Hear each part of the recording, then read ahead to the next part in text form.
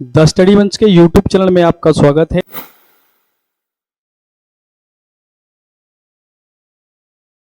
मैं के दीक्षित सर। तो परीक्षाओं को नजदीक देखते हुए आपके लिए भौतिक विज्ञान के कुछ महत्वपूर्ण प्रश्न हैं। मेरा जहां तक अनुमान है कि इन महत्वपूर्ण प्रश्नों को यदि आप याद करके परीक्षा में जाते हैं तो 100% सफलता प्राप्त करेंगे आप। तो बिना देरी किए हुए मैं आपको बता देता हूं और आप इन्हें ठीक से समझिए। देखिए इसमें क्या पहला क्वेश्चन है, ये इंपोर्टेंट रखा गया है इसमें। अब इसका जो महत्वपूर्णता है, इसकी जो इंपोर्टेंसी है वो क्या है। पहला प्रश्न है आपका नाभिकीय विखंडन एवं संलयन। आपका ये बहुत बार प्रश्न आया हुआ है, नाभिकीय विखंडन एवं संलयन।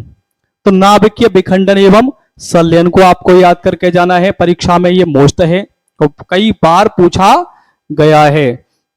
दूसरा प्रश्न है प्रकाश के, ये यहां थोड़ा गलत हो गया है, व्यतकरण से संबंध, व्यतकरण से आप क्या समझते हैं। जो प्रकाश का व्यतकरण है ये बहुत महत्वपूर्ण प्रश्न है, आप इसे लर्न करके ले जाएं पेपर में, जिससे कि आपको सफलता प्राप्त होगी। तीसरा प्रश्न है इसके लिए गॉस का नियम क्या है। जो गॉस का जो नियम है वो क्या है। इसकी सहायता से किसी बिंदु आवेश के कारण, जो इसके जो बिंदु आवेश के कारण उत्पन्न वैद्युत क्षेत्र की तीव्रता के लिए सूत्र ज्ञात करना। और इसके द्वारा क्या है, किसी बिंदु आवेश के लिए वैद्युत क्षेत्र की तीव्रता का सूत्र व्युत्पन्न करना है। चौथा प्रश्न आता है इसमें वैद्युत द्विध्रुव के कारण अक्षीय एवं निरक्षीय स्थिति में वैद्युत क्षेत्र की तीव्रता का सूत्र ज्ञात करना है। तो देखिए जो वैद्युत द्विध्रुव है उसके कारण अक्षीय एवं निरक्षीय स्थिति में वैद्युत क्षेत्र की तीव्रता के लिए व्यंजक प्राप्त करना है। तो यह भी आपको बहुत महत्वपूर्ण ध्यान देना है इसमें। अब अगला आता है यहां हाइगेंस के सिद्धांत को स्पष्ट कीजिए। जो हाइगेंस का जो सिद्धांत है यह भी बहुत महत्वपूर्ण प्रश्न है, हाइगेंस का सिद्धांत।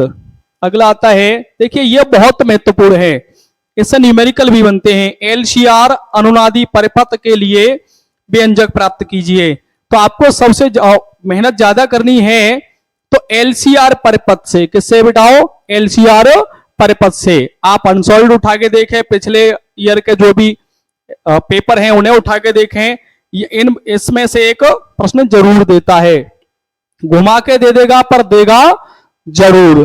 अगला आता है द्रव्यमान क्षति एवं बंधन ऊर्जा को परिभाषित कीजिए। जो छोटे आपके जो क्वेश्चंस आएंगे 2-3 नंबर वाले, उनमें क्या होगा, पूछ लेगा आपको द्रव्यमान क्षति एवं बंधन ऊर्जा। इसमें से या तो द्रव्यमान क्षति की परिभाषा पूछेगा या बंधन ऊर्जा की परिभाषा पूछ लेगा।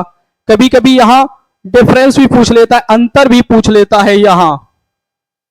अगला आता है, ये और महत्वपूर्ण प्रश्न है, ट्रांसफॉर्मर क्या है। ट्रांसफॉर्मर क्या है स्पष्ट कीजिए। तो ट्रांसफॉर्मर से भी ये कोई क्वेश्चन पूछ लेगा आपको। इसके बाद आगे चलते हैं,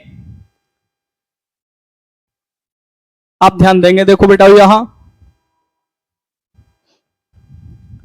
अब देखिए यहां थोड़ी टाइपिंग मिस्टेक हो गई है। यहां है बोहर का परमाणु मॉडल। जो बोहर है तो बोहर का क्या लिख देता हूं मैं, बोहर का परमाणु मॉडल विस्तार पूर्वक समझाइए, परिभाषित कीजिए। तो जो बोहर का जो परमाणु मॉडल है वो उसके बारे में आपको लर्न करना है, बढ़िया तरह से तैयारी करनी है। कुछ ही प्रश्न ऐसे हैं जो आपको सफलता दिला देंगे, कम समय है आपके पास और कुछ ही प्रश्नों को याद करके आप परीक्षा में ले जाएंगे तो वहां आपको ये दिखाई देंगे पेपर में। अगला है यहां लेंस के संयोजन के लिए सूत्र स्थापित कीजिए। जो लेंस हैं, लेंसों का जो संयोजन है उससे संबंधित सूत्र स्थापित करने हैं। क्लियर हुआ बेटा यहां तक। आप ध्यान देते हैं आगे, एकल झिर्री से प्रकाश के विवर्तन प्रतिरूप को बनाइए। जो एकल झिर्री से प्रकाश का जो विवर्तन है उसका प्रतिरूप बनाइए एवं केंद्रीय उच्चिष्ट की चौड़ाई का सूत्र लिखिए। तो बेटा ये भी ध्यान रखना है, ये केंद्रीय उच्चिष्ट जो फ्रिंज चौड़ाई के लिए भी न्यूमेरिकल पूछ लेता है कभी कभी। ये भी बेटा बहुत महत्वपूर्ण प्रश्न है। यहां समस्थानिक, समभारिक तथा समन्यूट्रॉनों को परिभाषित कीजिए। तो देखिए ये भी पूछ सकता है कि समन्यूट्रॉनिक किसे कहते हैं, ये भी पूछ लेगा समभारिक किसे कहते हैं, या ये पूछ सकता है समन्यूट्रॉनिक किसे कहते हैं। यहां तक आपको नोट करते जाएं, नहीं तो मैं आपको स्क्रीनशॉट लेने का मौका भी दूंगा, आप स्क्रीनशॉट भी ले सकते हैं। अगला आता है संधारित्र क्या होते हैं। संधारित्र क्या होते हैं? समांतर प्लेट संधारित्र की धारिता का व्यंजक प्राप्त कीजिए या व्यंजक उत्पन्न कीजिए। तो यह भी प्रश्न पूछ लेता है, यह महत्वपूर्ण प्रश्न है। एक अगला 14वां प्रश्न रहेगा, तरंगों के विवर्तन से आप क्या समझते हैं। जो तरंगों का जो विवर्तन है उससे आप क्या समझते हैं। एकल झिर्री विवर्तन प्रत्युज गुणात्मक और अवलोकन कीजिए। तो यह भी क्या है, हमारा मोस्ट है परीक्षा की दृष्टि से। वैसे तो आपने पूरी तैयारी कर रखी होगी, परंतु सवाल यह आ जाता है, ध्यान यह रखना होता है कि बहुत लंबा सिलेबस पढ़ा है हमने, तो जो बहुत बढ़िया है कि आपने लंबा सिलेबस पढ़ा है, पूरे सिलेबस को बढ़िया तरह से कंटेस्ट कर रखा है, तो पेपर वहीं से बनता है। पर कुछ बच्चे किसी कारणवश तैयारी नहीं कर पाते हैं, कुछ ही समय होता है, तो उनके लिए यह सीरीज बहुत महत्वपूर्ण रहेगी। अगला आता है व्हीटस्टोन सेतु का वर्णन करते हुए सूत्र स्थापित कीजिए। तो जो व्हीटस्टोन सेतु है उसका वर्णन करते हुए सूत्र स्थापित करना है। अब आगे बात करते हैं हम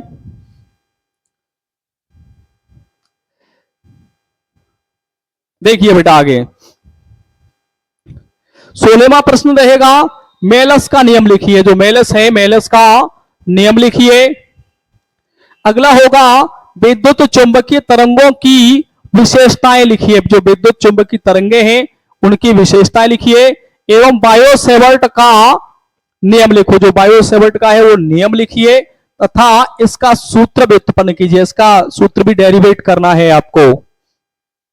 अब 18वें प्रश्न की बात करते हैं, विद्युत द्विध्रुव के कारण विद्युत विभव के लिए सूत्र भी उत्पन्न कीजिए। देखो कहीं कहीं टाइपिंग मिस्टेक हो गई है, और जो हमारे कंप्यूटर ऑपरेटर टाइपर हैं उनसे।